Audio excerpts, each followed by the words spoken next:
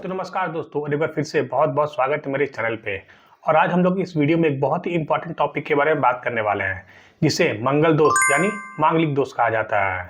और ये आपकी कुंडली में बनने वाला एक ऐसा योग है जो खासकर आपके रिलेशनशिप, शादी और मैरिज लाइफ को डायरेक्टली अफेक्ट करता है। तो चलिए इस मांगलिक दोष को डिटेल में समझ लेते हैं कि इसके इम्पैक्ट क्या क्या है और ये कैसे आपकी कुंडली में बनता है। तो दोस्तों, आपकी कुंडली में मांगलिक दोष प्लैनेट मार्स की वजह से बनता है। और ये प्लैनेट मार्स एक असुर प्लैनेट है। जैसे सैटर्न, राहु और केतु है, उसी तरह मार्स को भी एक असुर प्लैनेट कहा जाता है। मार्स एक वॉरियर प्लैनेट है जिसके अंदर बहुत ज्यादा एनर्जी है और वो हमेशा वॉर करने के लिए रेडी रहता है। उसी तरह मांगलिक लोग भी बहुत ज्यादा एनर्जेटिक और एग्रेसिव होते हैं, और ये लोग बहुत ज्यादा हाइपर सेक्सुअल और सेक्सुअली एडिक्टेड भी होते हैं।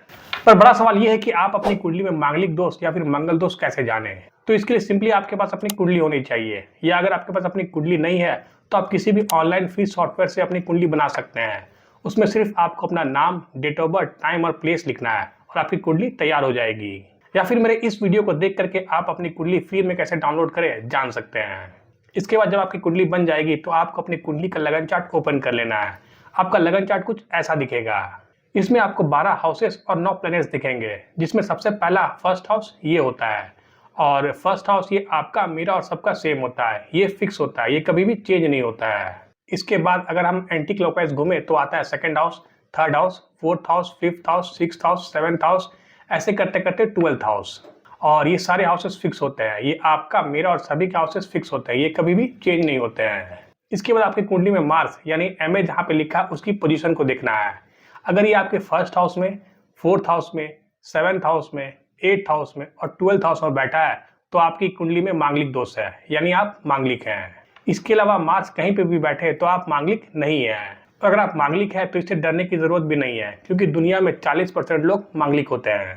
और हम एक एक करके इन 5 हाउसेस के मांगलिक प्रभाव के बारे में जानेंगे। जैसे कि अगर फर्स्ट हाउस मांगलिक है तो इसका क्या प्रभाव होता है, फोर्थ हाउस मांगलिक है तो इसका क्या प्रभाव होता है, 7th, 8th और 12th हाउस मांगलिक है तो इसका क्या प्रभाव होता है। तो दोस्तों, सबसे पहले हम स्टार्ट करते हैं फर्स्ट हाउस मांगलिक दोष से।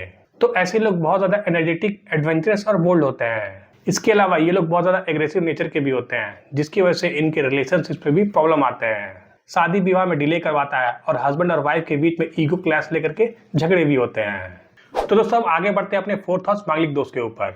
तो ऐसे लोगों के घर में अक्सर टेंशन और लड़ाइयाँ होती रहती है, और शादी के बाद जब ये अपने ससुराल जाती हैं तो वहाँ पे भी उनके घर में अक्सर टेंशन और लड़ाइयाँ होती रहती है और रिलेशनशिप में प्रॉब्लम क्रिएट करती है।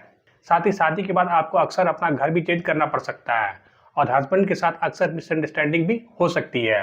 और कभी कभी सिचुएशन इतनी खराब हो सकती है कि आपको अपने पार्टनर के साथ अलग भी रहना पड़ सकता है। तो दोस्तों, हम आगे बढ़ते हैं अपने 7th हाउस मांगलिक दोष के ऊपर, जो शादी के लिए सबसे स्ट्रॉन्ग मांगलिक दोष माना जाता है। और ये मांगलिक दोष आपके शादी में डिले करवा सकता है।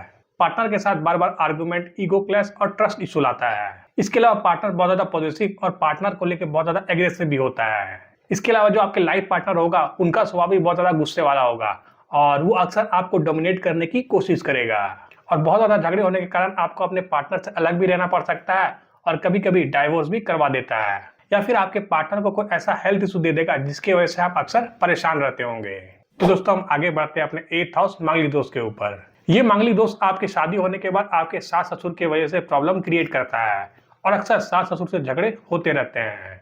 इसके अलावा कभी कभी सडन सेपरेशन या फिर अलग रहने की स्थिति भी आती है, और शादी के बाद इन लोगों को चोट लगना, एक्सीडेंट होना या फिर डेथ जैसी चीजें भी देखी जाती है। और मैरिड पार्टनर अक्सर किसी न किसी हेल्थ प्रॉब्लम से अफेक्टेड रहते हैं। तो दोस्तों, हम आगे बढ़ते हैं अपने 12th हाउस मांगलिक दोष के ऊपर। ये मांगलिक दोष आपके बेडरूम में और इंटीमेसी प्रॉब्लम देता है।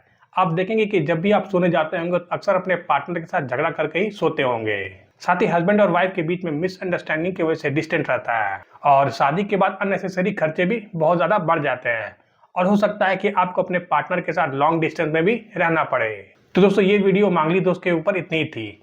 अगर इसकी रेमेडी की बात करें तो आपको हनुमान जी की पूजा करनी चाहिए और हनुमान चालीसा पढ़ते रहना चाहिए। और शादी करने से पहले आपको किसी एस्ट्रोलॉजर से कंसल्ट जरूर करना चाहिए, जो आपको मंगल शांति पूजा या फिर कुंभ विवाह करने की सलाह देंगे। अगर आपका कोई सवाल है तो आप कमेंट करके जरूर पूछ सकते हैं, और मैं मिलता हूँ आप लोगों से मेरे नेक्स्ट वीडियो पे। तब तक के लिए राधे राधे।